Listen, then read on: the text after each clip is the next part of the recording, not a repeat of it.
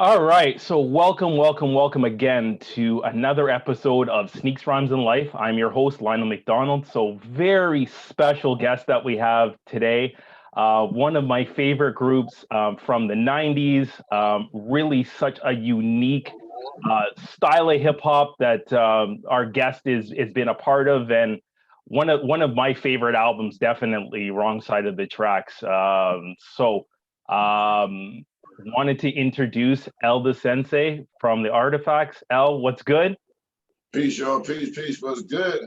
All right. So let's kind of get into some of the questions that I have here. So I've seen you really recently pop up a lot on IG. I that's I was kind of literally one day searching the word artifacts because again I like the group, and you popped up, and then I saw merch and I saw all of these different things. So what's good? What's happening with you as of the last couple of years? I know the pandemic in particular has been challenging for any artist that love to tour like yourself. So tell us what you've been up to.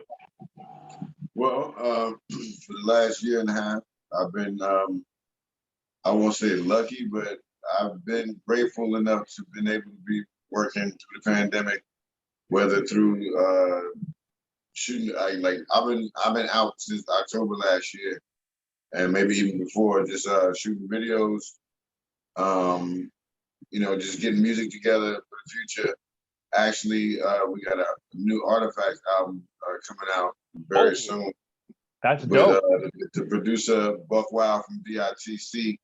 So we've been in the studio mixing that, mastering that, and I just been doing like pop-ups with the merch, and that was just once I saw everything opening up, I figured I know that we're not gonna get any shows anytime soon, as far as a big crowd or anything like that. So I called a lot of record stores up and just told them what I was doing with the merch, and I do a deal with them or whatever. I bring my merch through, I do a performance, bring local cats through to let them know that the Artifact brand is still out there. And at the same time, me and Sadat X, we've been working on stuff. We got a pop up that's coming up soon in North Carolina and Raleigh, where he's at. So I just been trying to stay busy through all of this, because the one thing I did say to everybody when this pandemic started was like, yo, if this is going to do anything, it's going to give everybody time to do whatever projects they needed to do, finish, complete, master, mix, whatever it is. This was the time for it. So now everything is kind of opening back up. So, that's all I've been doing. And me and my boy Jake Palumbo, we was finishing up our album. So I just been busy. Yeah, I just actually just got wind of that track, the lead single Blast Off. It's pretty Yeah, dope. yeah. Yeah, Jake's beats, and obviously you flowing on it. Definitely, it was, I wouldn't say a blast from the past, but it was definitely refreshing based on all the different types of hip hop and trap and all these other things that are out there. Right. It's great. It's fast too. It's fast. Yeah. And we just wanted to take it back to like what you said, like to a time where, because for me, lyrically, I grew up off of listening to KRS and Kane and Rakim and Fuji rap. So these dudes that had a lot of vocabulary and a lot of words. So, I still rap like that today. So I wanted to do something, not so much say different, but something that we all used to, but you don't hear that much today. Yeah. And that's that song. And when I heard the beat, I was like, oh man, this is like, this is all day. It always throws me back when I hear beats like that. And we in this age today. So that just still showed me that musically it's still in the pocket for me and in the vein where I already know where I gotta come, but it was always like it's fast, so I gotta be on top of the beat too as well. Yeah.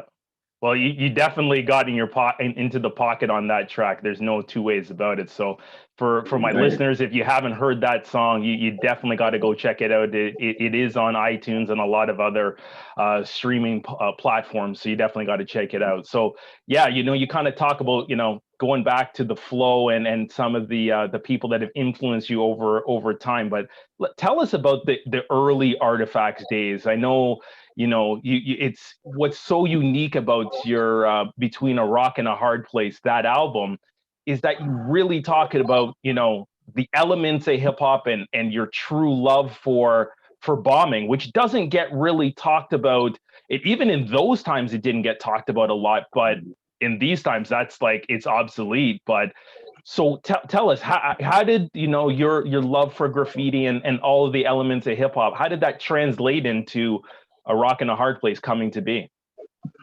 Well, it was pretty much that, you know, everything that me and Tame knowledge-wise gained from the time we learned about hip hop, getting into it, him as a graffiti writer, me as a b-boy, and growing up, you learn all these different aspects of hip hop if you really into it. So like, me and Tame both know how to DJ graffiti, and Tame is more of the graffiti artist between the two of us because he's been in the trenches. Tame's been with crews that from New York, TC5, FC, you know, people they know Tame. And even in our area in Jersey at the time when he started, that's how I knew about it, was through his name just being on the wall. And was nice with it. It had a couple of friends, my man Porno, Max, 165, J. Rue, you know, all of these people were influential in our immediate neighborhood. So we had a scene, you know what I'm saying? And Tame was part of that. So like when we got together, we figured, you know, everything we was doing, you know, we wanted to make sure that when the album came and we got the beats, pretty much everything we did up to that point of making the album came out on the album. So we can hear our sound change from being in our own in the studio and making demos compared to what we were doing when we started going into a real studio. So we started hearing the difference, but everything we talked about, like, was pretty much, you know, we capitalized on beats, you know. So when it got to Wrong Side, you know, Lord Jamar did the demo version of Wrong Side of the Tracks. And you can find that on YouTube. Just put in the Wrong Side of the Tracks demo. Lord Jamar did the original hook. So me saying the hook on the record, y'all know, is what Lord Jamar wrote when me and Tame was at Sadat X House when we did the original version of that song. It's just that we couldn't clear the sample for the song. So the version you hear is what we did after we couldn't do the one with Jamar. But he asked us before we even did that song, like, you know, what are y'all about? Like, you know, what do y'all say? You know, we told him to say, I told him the same thing I told you. We do graffiti, we went to B-boys, DJ, everything. So he's like, well, write about that.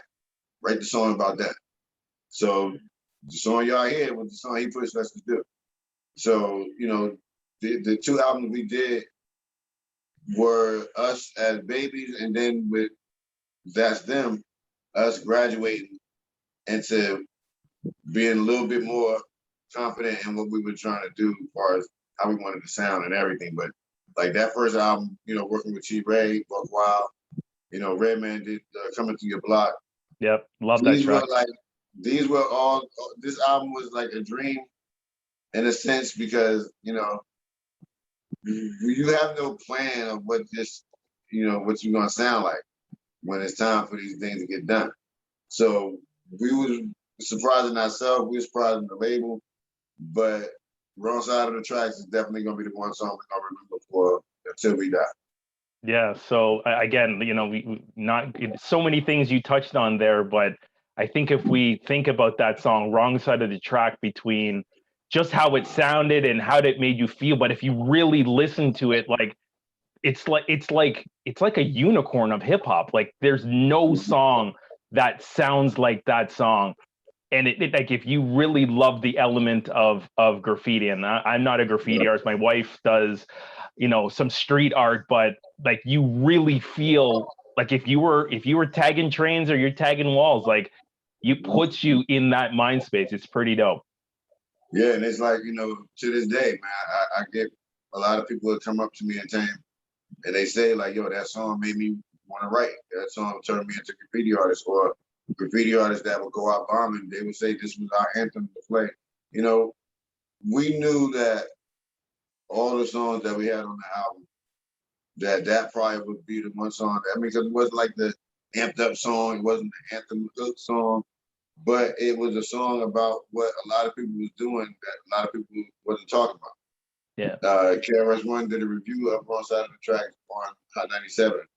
And he said it's crazy that it took two dudes from New Jersey to make a song about graffiti that started in New York, and to be a dope song at that. You know, I'm always surprised at people saying the stuff that they say, but it also made me realize that there's a lot of people in the world that's just like me and Tame, and we happen to make a song that was for them. Yep, no two ways about it.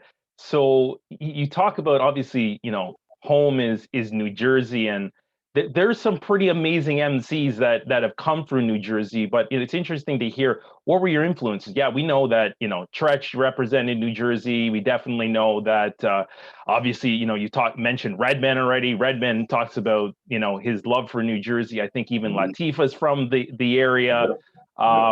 But were they some of your bigger influencers? Is it really some of the New York people, like you mentioned KRS and Marley Marl previously? So what, or is it all of it? Just call it the tri-state area is what really got you guys going. Well, where I'm at even right now, I'm not too far from where Queen Latifah grew up. My early New Jersey influences are Lakim Shabazz.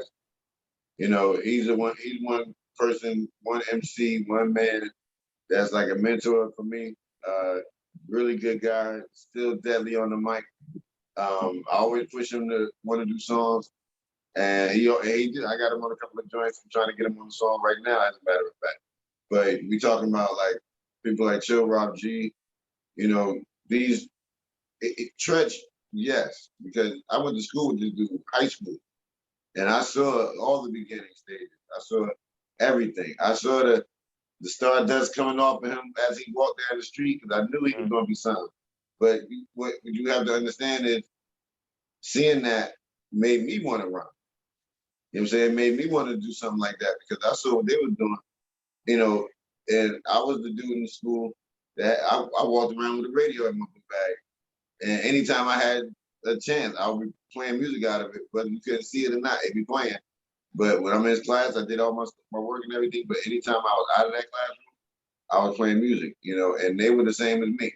So we were always in contests together, whether it was talent shows in school, talent shows in the neighborhood. We all came up on the same scene.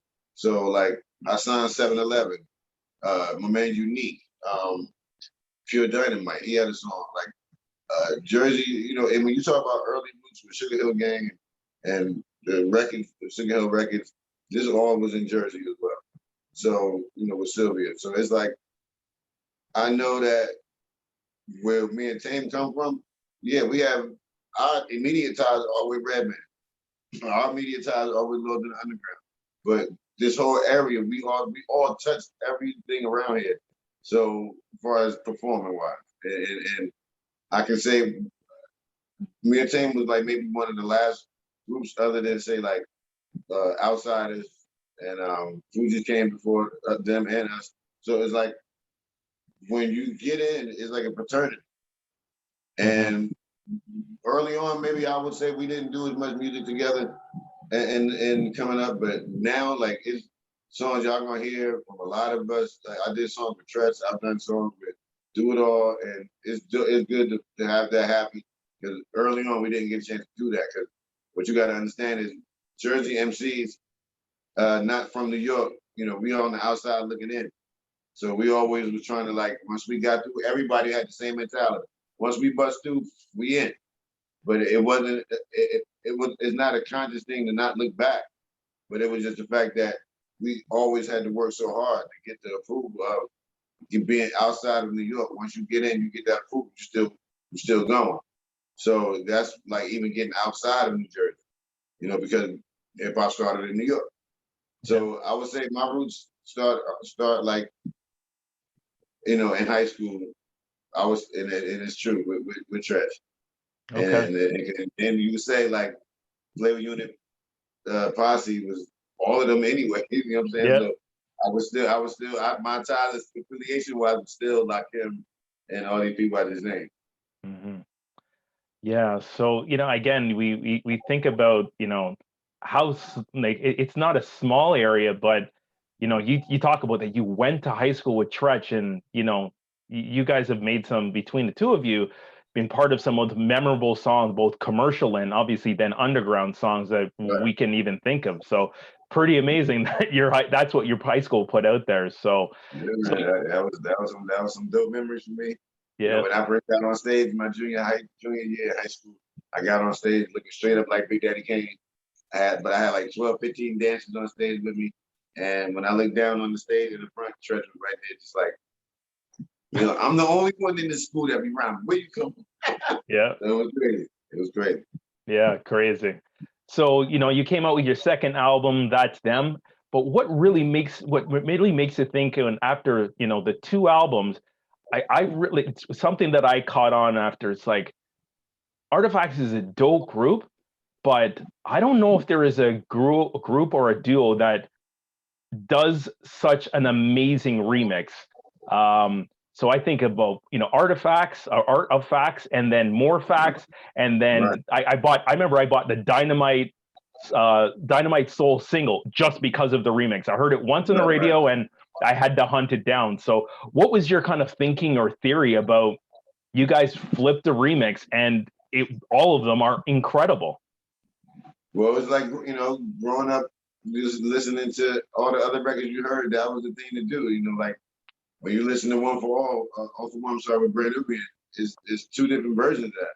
Yep. Where one guy is regular and then one is the bigger and it's real thicker.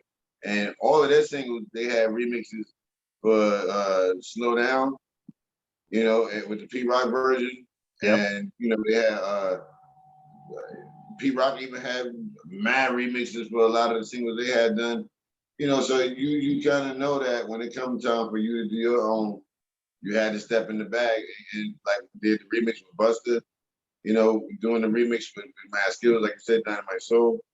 You know, we wanted to be in that position of like, you know, let's do the whole song over and still use the same hook. The ultimate showbiz, you know, these songs we was like, you know, let's make bigger remixes because, you know, these are things that we grew up liking and studied and understood because that's what a remix is. A remix is not to do the same thing over. Like now, as the years went on, remixes turned into like just add people on the song. You know what I'm saying? Like that's not a remix. That just add dudes on the song. You know what I'm saying? It's still the same beat. Yeah. So you getting the remix on the B side. Shit, you might be lucky to even get a B side record with an A side and then a remix. So you know these are the things you look at to say, well, we thinking about DJs. You know, we're not just thinking about the regular people. That's still my mentality even today. All right. So 2 albums, and then you kind of ended up going your separate ways for a period of time. But think about the 2 albums before we talk about your solo career. 2 different feeling albums, and you kind of mentioned it earlier. It's like you guys, the vibe was totally different between the 2. Do you have a preference between the 2? Do you have a favorite? It's always hard. I mean, I'm always gonna say between a rock and hard place because without that record, we wouldn't have been able to make that step. Yeah. I'll say the first one is more personal. Yeah. Where the second one was like, all right, it's going time now. Like it sounds a little bit more harder. You know, when I say that, I think of songs like Collaboration of Mike's. I remember that studio session. I remember everybody in the room, but I just remember because it was so many rap dudes in the room, Fat Joe, Showbiz, and them. It was like DITC was all in there. And yo, it was like so dope. Jamara, Finesse in there, Marky, everybody was there. But these moments are just like in time, and the whole span we did of doing that song, that was the energy throughout us doing the whole record. Like all the songs we did with Sean J. Perry. We did those songs in like 2 weeks. Cause like when we started, we just had 1 or 2 beats from him. But then we started doing the album with BIC. We did the interview first. I think the interview was the first song we did. And then we just was like, you know, we was working out of Jersey a little bit. But once we got with Sean, every day, like he had a method where he would do like, he would play beats for us. Say he had like 8 beats or 10 beats. For some reason, it would be like, okay, beat number 2 would be dope, number 4 would be dope, 6. So I was like, all right, I didn't think nothing about that. I just paid attention just that day. And the next, we picked a beat every time he played us a beat from a beat tape. So the next session, same thing. All the beats that was fire, number 2, number 4, number 6. It was all the even. I'm like, why are these numbers? You doing this like, you know what I'm saying? Even numbers, but how it seemed like those beats. He said, because I noticed on the other 2 beat tapes, y'all were picking beats like that. So I noticed that they were like 2 and 4 and 6. I like, so you kept the method like that. I like, that's fun. But it worked. It worked, in the way he remembered how we did it. But, that record was just like, we knew we had another chance to prove what we could do and what we learned. And it does sound different than the first one. It sounds a little bit sonically different. Yeah. Futuristically different. It was not a lot of sampling with Sean J. Period. But you think about the 2 songs BIC did, This Is the Way, and, we had a good mixture of slow and fast songs, B minors, being on the record, Baby Paul. I'm happier with that record in the sense of it really showed what we learned in doing the first album. And we saved a lot of money mixing too, and not eating a lot of food in the studio. Yeah. So you mentioned the studio. Is there, you kind of mentioned a little bit about, Fat Joe and some of these other guys that were in the session. It seems obviously you had a really good relationship with DIT. Is there one session in particular that kind of sticks out in your head, whether it was funny, whether it's you crafted like, the artifacts, or like, is there one session in your mind that kind of sticks out in your head that you'll never forget? Definitely. We were doing This Is the Way. Chaos was DJing on the hook. He got the Run DMC. He got Run, and this is the way. And he just came to the and this is the way. So he's doing this hook, trying to get it right. And so he did one pass. It was okay. And I was like, Chaos, come on, man. Look, everybody in the world gonna hear this record, bro. Come on, yo. So he did one more practice run. And while he's doing that again, and this is the way. So the door opens up. And it wasn't no knock or not. The door kind of opened, and the way the door opened up, it opened up. So we over here, so the door opens up here, so you can't see nothing. So the person walks in the door, yo, can I come in? So we like we don't know who it is. We really don't let nobody in the room. So who walks in the room, yo? Run walks in the room. I was like, oh my God. Like, wow. Oh, you went on mute.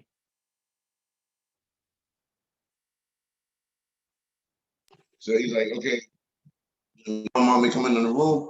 I was like, nah, bro. Like he was like, listen, I was in the hallway and I heard somebody scratching it. I had to come in to see who it was. And you don't mind if I say, nah, he about to finish up. You sit down if you want to, like, see what else you need. So Chaos getting that Chaos stuff. He's like, oh, I'm like, come on, get to work. So he started doing it now. When he's in the room, the pass that you hear Chaos do on the record is the final one, because Run was sitting there and Chaos did that shit like right on, no mistakes. Always say, and this is the way we rock, the how, boom. He looked at Run looked at us and stood up. I'm good right now. I'll see y'all later, shook all our hands. And he walked out the door. He said, thank you very much. And he walked out, we all looked at each other like, did that shit just happen? Like, that was crazy, man. Like, Pressure make diamonds. Now he just happened to be in the room in the hallway while we doing it. Yeah. Unbelievable. I cannot believe that. Nuts. That was crazy. Yeah. So let's talk a little bit about your Soulcore. Obviously, things happen, creative differences is the world says that happened, and you guys go your separate ways. Tame does his thing.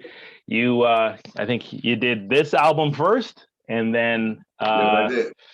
Yeah, you did the album that I love the most that you've done solo wise is the Unusual. Like, I was literally playing it today. It's so funky. So tell me about, like, how did it go, being a solo artist, not having a partner, but having so much freedom and creative control over what the song would sound like, or your albums? Well, it was scary in the beginning, you know what I'm saying? Because it's like, when you think about it, you know, I didn't know if people wanted to hear me by myself without Tame or even like anything I was gonna do. I had no idea. You know, one day I just said, okay, let me get busy and start doing something. This was maybe like 97. And I started going to the studio, but I remember my man Matt Fingers, Guess Why Records, he used to come to the studio a lot when we used to do songs and record. And he told me, yo, if you ever get off this label or whatever, anything ever happen, I got my own label, just hit me up. Cool. One day I thought about that, but I called him. I said, Matt, remember when you said if I ever was, you know, the label or something like that and hit you up? He was like, yeah. I was like, all right, it's time for that. So he's like, okay, so what you want to do? I said, I don't know. He said, well, if you had a chance to do a record with somebody, who would it be? I said, well, I would do one with Organized Confusion. And, you know, because I know them. And I know some, you know, I know something about to happen at the time I said that. So I got them both together. He had FT and Mike Zoo. And that, I called Sean J. Period. I told him what I was about to do. And he was like, okay. And he gave me a track. He gave me Frontline. And me and my man P Original, rest in peace, we was working together already. And I told him, I said, look, I'm about to do this song with Sean J. Period. I need you to give me a B-side. He made the song All Rise as a B-side for that record. And when we were doing it, and when I wrote it and when I did all this shit, I still wasn't sure if it was something that I think was gonna work. When the record came out, it sold out. You know, I was a little bit convinced that I probably could do this. It was hard because I knew I had to write all these verses by myself. Still not knowing how people would take to me doing this by myself as well. And when I saw that it was a good reception and people was like, oh, okay, you know, damn, all right. And then I did a record with my man DJ AV, 3D, Up Above Records, Where You At. And then I did a record called Brothers Ain't Got It. Me and my man P Original, we went to Japan. And I'm like, okay, now this is like, all right, you know, I see it's taking off. And I got a little bit more confident to think that, all right, maybe this can work. And then it was just record after record. I was like an NBA player on a 10-day contract with all these different teams. Putting and on they were all work. different labels. So it started working, and I got a little bit more confident to say, you know, let's try to make an album now. You know, 2002, I did Relax, Relate, and Release. And, you know, that Seven Heads Records, I started touring more, and that's when I knew. I was like, okay, now I think I can go. And I started doing shows. I started traveling all over the place, going to Europe. And by the time I got to the Unusual, I was really comfortable in knowing what I wanted to sound like prior to the, you know, Relax, Relate, and Release. That record was real personal. Yeah. So it was like the same thing with the Artifacts formula. I did something in Relax, Relate, and Release that I wanted people to know how I felt, what I was going through after my breakup with Tame, up until I got to this point of doing a solo record. These were my thoughts, this was my mood, this is what I was doing.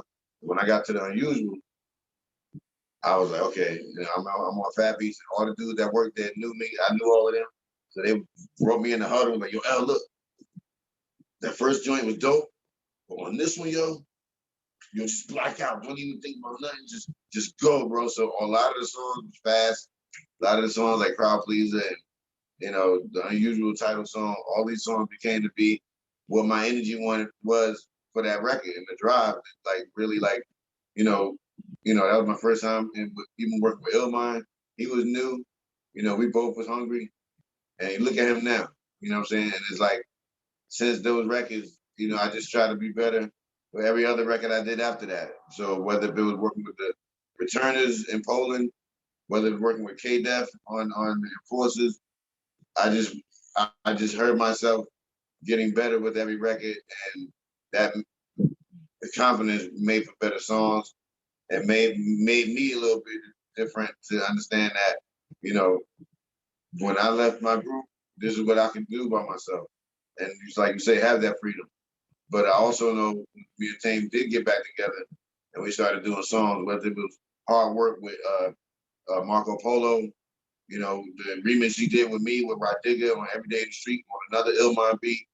You know, this showed me and his progression because even with Tam going solo, he was able to be who he wanted to be and make the type of records that he wanted to make. And when we got back together, it was like, damn, now we're doing shows where we got Artifact fans, Elder Sensei fans, and Tame One fans, all like this. Yeah. And off of 2 albums as a group and mad other records as solo artists. So now we're doing all this shit in shows. So it made for something better for everybody who liked us both as artists, whether individually or in the group. Yeah, it seems, you know, it's quite the story. And I think, you know, you talk about at the end there, you talk about touring. Seems like you have like such a huge passion. Like I know, you know, I've read stories and articles online, like you've been like everywhere. You've been to Asia, you've been Poland, you've been all over Europe, you've been to Canada. Like, so, you know, what is the passion about being on the road and just doing your thing and performing in front of people? First off, it's just the people wanting to see you, you know, and the promoters want to book you. When that happens, that means that you have a good show.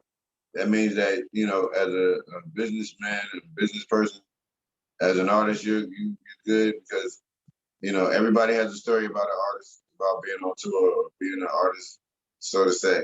So I try to break that mold of the stereotype of artists that, you know, are responsible, of artists that do get on stage and do their full show. It's not just about coming to the town, you know, taking the bread and smoking out and doing all that. It's really just about getting there, knock out everything you got to do. And after you finish, then you do what you want to do. But performance-wise, yeah, I mean, the people want to see us. They're giving us that energy. You know, it's like, you know, that's why when I'm home, people ask us like, yo, so like, how was it overseas? Or I've heard that they appreciate it like a lot. Like, yo, man, it's like they love it. They love it just like we do. It's just because they don't speak English or because they're not from America, they can't love it the same. You know, and most of my fans are in Europe because I go there so much. But it's like they really want to see us there. Like we do festivals all over. You know, even at this point where I'm at in my career, I've done more in the last decade or so than I ever did early on. You know, and this is all through, you know, being a solo artist and sticking to my guns. And I know like there's a lot of things I could have done differently, but if I didn't do it the way I'm doing it right now, we wouldn't be having this interview. We wouldn't be no artifacts, nothing. You know what I'm saying? Yeah. No, none of this. So I understand what my lane is, but I also understand like where I want to grow at the same time, and for those that do follow.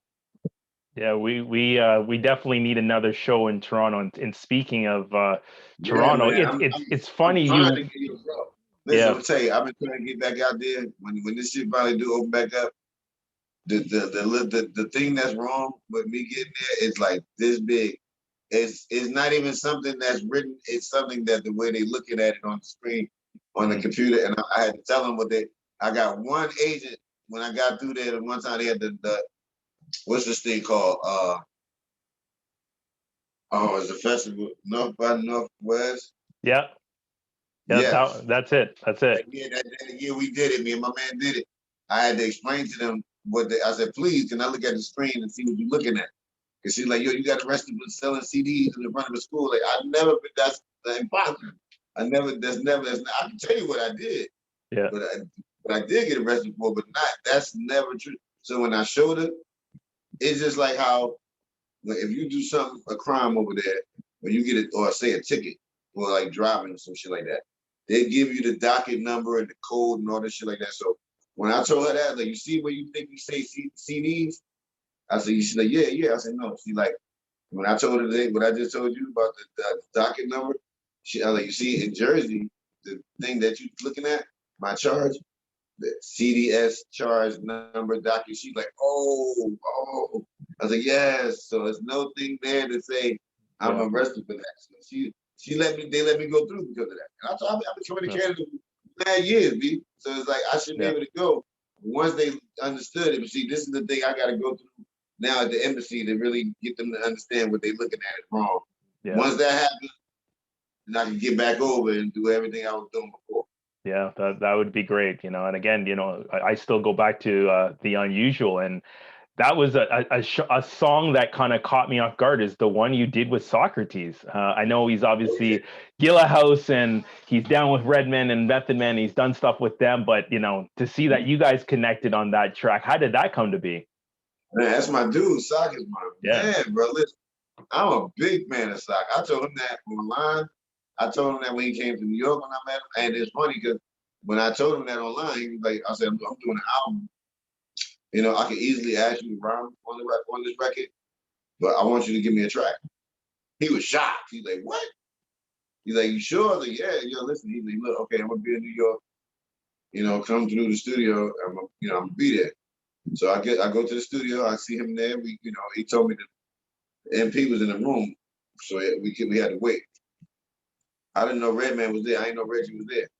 He come walking out the booth. He see me. He's like, what the hell are you doing here? I was like, I come to see your boy right here. He's like, who? I was like, Sock. He's like, for what? I was like, I'm about to get a beat from him. Yo, I said that. Red goes in the back in the room with the BBC, and he's on that shit listening. Listening to the beat. What you about to give him? I was like, it don't even matter. I already picked the beat. You just gotta get it to me on the CD. So, but it was like, you know, when he saw me though, he was like, yo, that's dope. Coming to check him out. I said, well, I'm a fan of this dude's music. Like, I mean, I'm talking about Too Rude and Monch. Yeah. I'm talking about like all the work he did for Chocolate. I'm talking about like Underground Tapes. We still talk about that. It's like the mythical album here in Canada, Underground Tapes. Yes, Rascals, all that shit. You know, so like when I got to do the song, he came to Jersey and mixed the record with me and everything. So like, you know, I appreciated working with him because I wanted to show him my respect as an artist to him, that how much that I dug what he was doing. So that was like a treat for me, you know. So that was dope. Amazing. So, you know, looking at your IG, and I'll get you to share it with us in a second, but it's, you know, you've shown a lot of the new merch that you got, the Artifacts merch, but I also noticed, like, I think one of the last posts, you got a duck camo Air Max 90. So are you a sneakerhead too? And kind of like, if that's so, what's your kind of your flavor when it comes to sneakers? Now I'm a sneakerhead in the sense. All right, now those sneakers that's on my wall right now. My man took the picture with the hat and showed me that the hat matched his joints. I was like, oh, that was just crazy. So I shared it, and he was like, yo, thank you. I was like, my man getting mad love. I never seen those. So like, I'm a fan of sneakers and gear that people don't have or it's hard to get. So even with me rocking polo gear, I always try to find the stuff that people don't get. But I like to match my gear with sneakers that's like, when I bought the Air Trainers, the blue and red ones, when I first got them, people didn't know what they were. Those Bo Jacksons. I said, yeah, but these came out like mad years ago. Mm-hmm. This is the only, but they had. I'm looking for the medicine ball joints. Yeah, those are hard to find. Yeah, they are very hard to find. So they came out a few years ago, but because I wear size 12, it's hard to find a lot of that stuff. Yeah. If you don't catch it like as soon as it drops. Yeah, so like for me, I try to find. I still wear the classic joints. I just found a pair of Rod Laver, green and white, Stan Smith style joints, all leather. That's never have you seen a pair of all leather Rod Lavers. I jumped on those joints so fast. I got the blue and white ones and the blue and the white and green ones, only because I knew. And I mean, so rare. They had them only in Nordstrom. I was like, wow, like they wasn't even in the store. So only if you're a fan of that shoe, you would find that. So, you know, I try to, you know, get the shoe that's like totally different, whether it's the color. You know, when I was wearing the Grant Hill Felines, people was like, damn, where you get those? I had the black and white ones. So I went to Europe and found the red and blue. One shoe was blue and red, and the other one red and blue, but it was different colors. Feeling right in Snipes, $100. I was like, let's go. Yep. I got back to New York, Jersey. Where did you? Like, yes, no, do not find these in America at all. Like, wow, because I caught them in Germany, and they did not come out here at all. Still, Yeah, that's the so, buying those unique joints is good. Yeah. So as I was talking about IG and a lot of the artifacts, merch is now available. Tell us, the listeners, how do they find you on Instagram and just maybe the some of the plans of some of the merch you got going now and what you're going to do in the future. Okay, so let me explain it like this.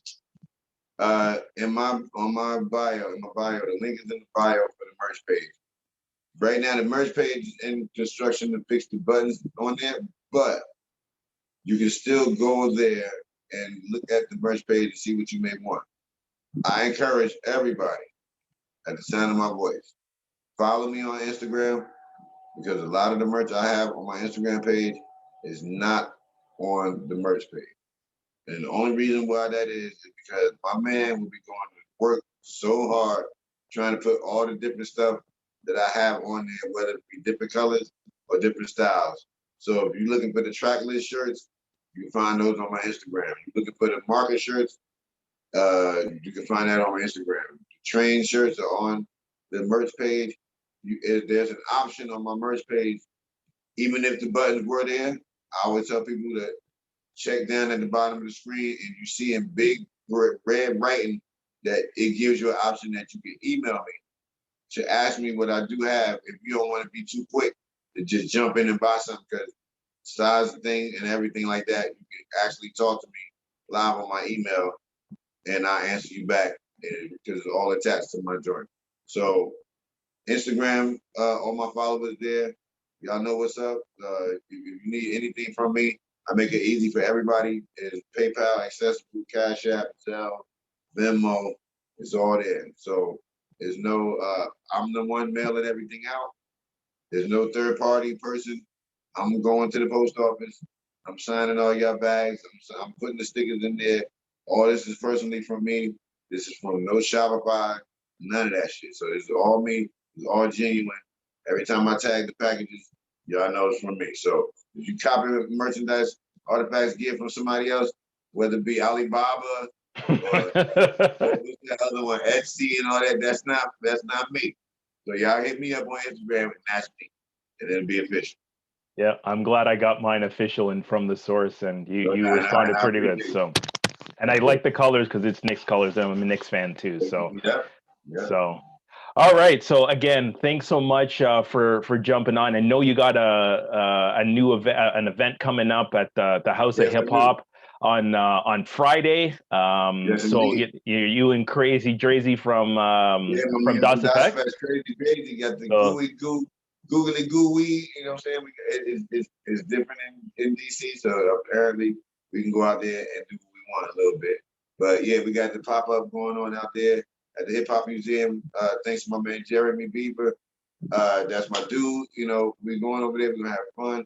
We're gonna have vending. We're gonna have a little bit of good old time. I think if you're in the area of Washington D.C., Hip Hop Museum is right on Georgia Avenue, right up the street from Howard University. We're gonna be outside, so you're gonna see us out there. There's gonna be music. We're gonna have food. We're gonna have bug. We're gonna have artifacts, gear. We're gonna have everything. So come out and check me out. I'll be there.